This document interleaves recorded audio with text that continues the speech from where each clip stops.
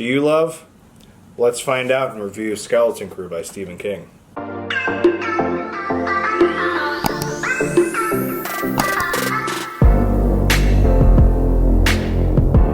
Alright guys, welcome back to my channel. I'm Zach with Zacks Books, and today I have finally got my review for Skeleton Crew by Stephen King for you guys. So I'm not going to go in depth story by story by story with it because there are actually quite a few stories in this. So I'm just going to go over my top like 5 or 6 that I'm going to mention. But I will give my ratings for all of them. But I'm not going to go in depth with every single one of them. These are, you know, they're my thoughts and opinions on the book. Overall, the book was about a 4-star. I averaged it out as about 3.9 stars or so basically 4 stars. But I am very excited to finally finish Skeleton Crew. It's one where I actually have read a couple of these stories long ago, and I finally got back to it. But of course, before we begin, we have got the stuff down below. We got podcasts going on. Don't forget to check everything out. We got Instagram. We got all that fun stuff. And I know this has been a while since we have uploaded. We're either going to be uploading this the day of Easter or it's going to be the day after Easter. And the last video we posted was about a week ago. I've been working the graveyard shift at work where I've been doing overnight stuff.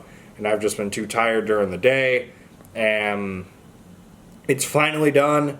And we're on a little vacation. So we're planning to get some good stuff filmed and recorded for you guys because there has been a very big lackluster April so far. Honestly, Skeleton Crew was the first book I read in April, and I honestly just finished The Raven is Dead by Darcy Coates, and that's only book 2, and we're about halfway done with April. So has not been the best month, but that is mainly because 3 weeks of Skeleton Crew, so, or Graveyard Shift, whatever it's called.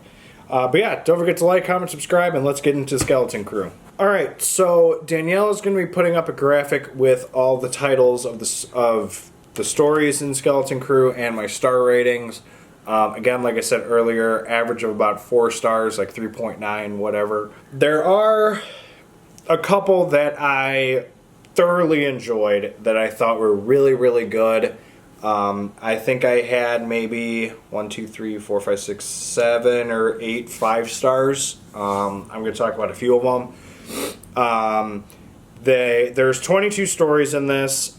This is his, I think it's his second collection behind Night Shift. Night Shift I think is the first one, then I think it is this one. Out of the 2 earlier collections that I've read between Night Shift and this one, I would say Skeleton Crew's got a lot more bangers in it. It's got a lot of good ones. I mean, I've got my list here with all the stories and my ratings and everything that I kept track of. I mean, the big one is The Mist. That's the first one I'm going to start with here. It's a 5-star story for me.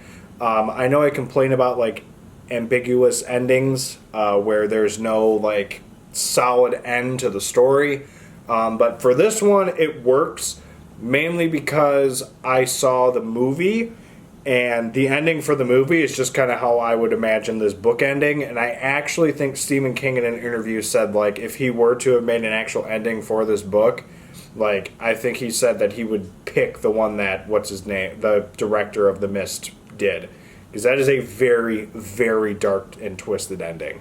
If you have not seen the movie The Mist, check it out. It is, that ending, it stays fairly true to the story, but the ending, it is very good. So The Mist, pretty much how this story goes is it's a town in Maine, because duh, it's Stephen King. And one morning, this mist kind of rolls over this town, and you're following this perspective of a father and a son who are in a supermarket, and there's things in the mist, and it's basically a survival story. He befriends a bunch of people in the store. He loses a good friend in the store. A lot of cool things happen in this story. The movie depicts this perfectly. I think it's a really good adaptation, in my opinion. Not as good as The Green Mile or Shawshank Redemption, but still very good adaptation. But yeah, the story is 5 stars. I know it's got an ambiguous ending, but it works because the movie kind of ends it for me. So first story that I wanted to talk about is The Mist. Alright, the next story I want to talk about is the third story in this collection, and that is The Monkey. This story is crazy. So it starts out with this father and I think his son up in an attic, and the son finds this, one of those old-fashioned, like, clapping monkeys. And pretty much what happens is the father had actually had an experience with this exact same monkey in the past, and it was found in the exact same spot, in the exact same house, in the exact same attic when he was a kid. And it's very weird because he claims that he threw it down a well, and it should not exist.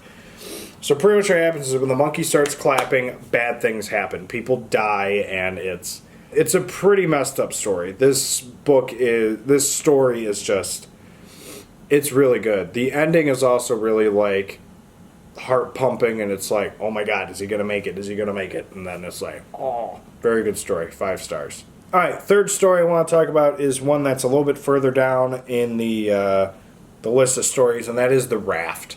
So this story is absolutely petrifying. If you guys have seen the movie Creepshow 2, sequel to Creepshow, which I believe George A. Romero and Stephen King both did. They did both of the first 2, and then the third one just doesn't exist. So don't pay attention to the third one. But there's a story in that called The Raft, where this group of 4 college kids go out to this lake, and there's a raft out there. And pretty much what happens is the 4 of them get to this raft, and the story in Creepshow 2 in this is pretty spot on. And the 4 of them get out there, and while they're getting to the raft, one of the kids notices this black goo in the water in the distance. And he says, okay, well, this doesn't look normal. And then it starts moving towards them. And he's like rushing everyone onto the raft. They get on the raft, and it turns out to be this like weird parasite-ish goo that like eats things. Obviously, I can't spoil anything, but one of the main phrases of "Do you love," which is what I said at the beginning, that like is one of the most reoccurring lines in this collection is "Do you love." I thought this story was just graphic as all could be. One of the people's deaths in this is just, it's gruesome. Like, just hearing how it's described is just, it's bad. It's, oh god. And the way they depict it in the film, too, is actually pretty good, too. But if you know which one I'm talking about, and you've read that story, you know which one I'm talking about. It's graphic, and it's gruesome. But yes, 5-star story. I mean, these 3 are like the big 3 for me. I have 3 more I'm going to talk about here, but those are the big 3. The Raft, The Monkey, and The Mist are just all phenomenal stories. So there you have The Raft. Alright, the next one I want to talk about is one that's towards the very end, and that is Grandma. This story is nightmare fuel. So you're following the story of this kid who's left alone with his grandma, who's kind of like been hard to take care of. The whole family's just kind of waiting for her to go. His mother was like tricked into like taking care of her because her time is almost up, but that was like a year or 2 ago. They said, oh yeah, it might be, a couple months or whatever until she goes. We just need somebody to take care of her. So she volunteers. It's been way longer than expected. And I guess one of the family members said the reason why they wanted her to do it was because you can put her to sleep. And so this grandma's like a total, like, not nice lady to begin with. And what makes this one weirder is the fact that when you find out what grandma actually is, it's even creepier. And I think the twist ending in the story is actually really good. I actually really enjoyed this. I gave this 5 stars. It was a very creepy atmosphere to be left alone, not having anyone to talk to. The phone line eventually dies. It's just creepy. It's not an ideal situation to be in as a child. So there you have Grandma. All right. So this 5th story I'm going to talk about. I want to keep this to my top 5. But I'm kind of conflicted because I have a bunch that were 5 stars. The Mist, the Monkey, the Raft, Grandma.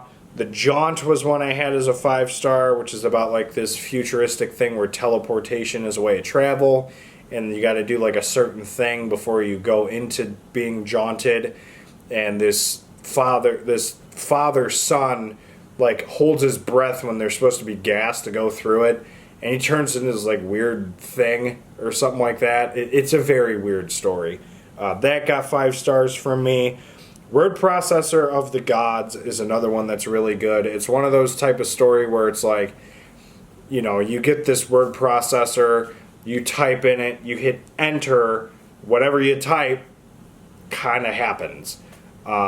This guy goes through and like deletes people from his life. He deletes items, and pretty much towards the end, like the word processor kind of starts going on the fritz, and so he's got to like come up with something fast to like fix his life. So thought that was another good one. Survivor type. I actually thought this one was pretty good. This one I gave 5 stars. It's pretty much this guy writing in a diary. I think he's on like an island, and he's pretty much just writing about like what's going on, and like I've had to cut this part off of my body. I got to keep eating. You know, this is what's going on. And then towards the end, he kind of just starts like losing his ability to speak, and it just like becomes gibberish, and it's actually pretty chaotic, and it's a very intriguing story. And then the next one, Uncle Otto's Truck, I think is a really creepy one. This guy, one of these people's friends passes away while they're doing something in front of this guy's truck, and everyone presumed that he murdered him. And the Uncle Otto is like freaking out because like he keeps saying like the truck's out to get him, the truck's gonna get him, it's closer, it was in his yard this morning, he was looking in the window this morning. And it's a very creepy story about literally just a truck. And it works for me. I thought it was a pretty good story. I gave that one 5 stars. Then Grandma, obviously that was a 5-star.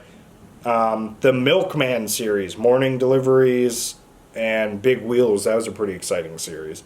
But yeah, those I would probably say Word Processor of the God, Uncle Otto's Truck, and The Jaunt were probably my other really solid stories I really enjoyed. They're all just really good. But yeah, no, it was all pretty good. I thoroughly enjoyed most of this book. There was one story I thought was good, and then I kind of thought about it. I'm like, nah, it's not really that good. And so, I mean, overall, again, about 4 stars. This book was definitely well worth the read. I think I need to be reading more collections, because I just like the ability to like not just like get to the end of a chapter, but I can finish a story and then be done and kind of take like a little break. You know, it feels kind of cool. What was your favorite story in Skeleton Crew? Make sure you let me know in the comments down below. And as always, don't forget we got the podcast coming up. I believe the next episode is going to be with Gone Girl.